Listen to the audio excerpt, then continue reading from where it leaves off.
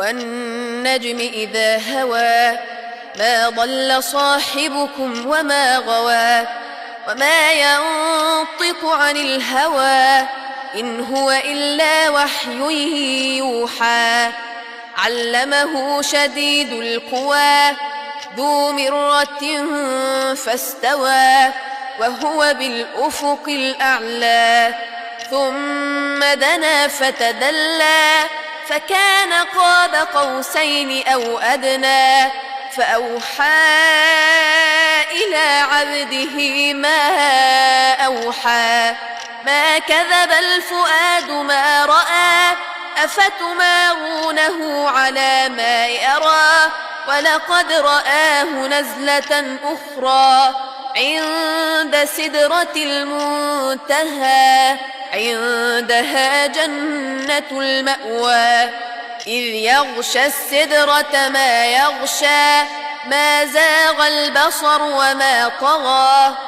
لقد رأى من آيات ربه الكبرى أفرأيتم اللات والعزى ومناة الثالثة الأخرى ألكم الذكر وله الأنثى تلك إذا قسمة ضيزى إن هي إلا أسماء سميتموها أنتم وآباؤكم ما أنزل الله بها من سلطان إن يتبعون إلا الظن وما تهوى الأنفس ولقد جاءهم من ربهم الهدى أم للإنسان ما تمنى فلله الآخرة والأولى وكم من ملك في السماوات لا تغني شفاعتهم شيئا إلا من بعد أن يأذن الله لمن يشاء ويرضى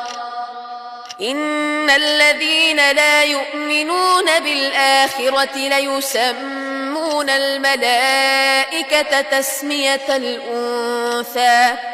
وما لهم به من علم إن يتبعون إلا الظن وإن الظن لا يغني من الحق شيئا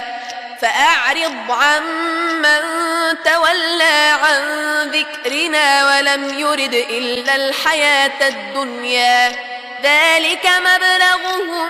من العلم إن ربك هو أعلم بمن ضل عن سبيله وهو أعلم بمن اهتدى ولله ما في السماوات وما في الأرض ليجزي الذين أساءوا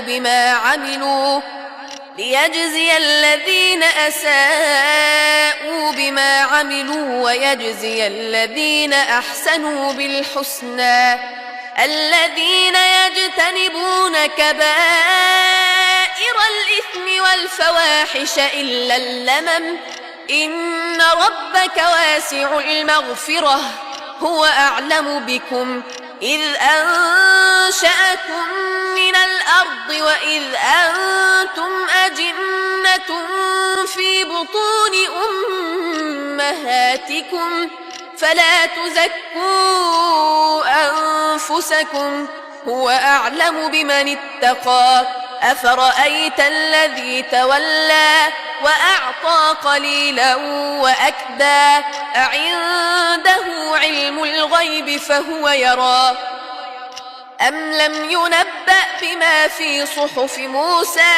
وإبراهيم الذي وفى ألا تزر وازرة وزر أخرى وأن ليس للإنسان إلا ما سعى وأن سعيه سوف يرى ثم يجزاه الجزاء الأوفى وأن إلى ربك المنتهى وأنه هو أضحك وأبكى وأنه هو أمات وأحيا وأنه خلق الزوجين الذكر والأنثى من نطفة إذا تمنى وأن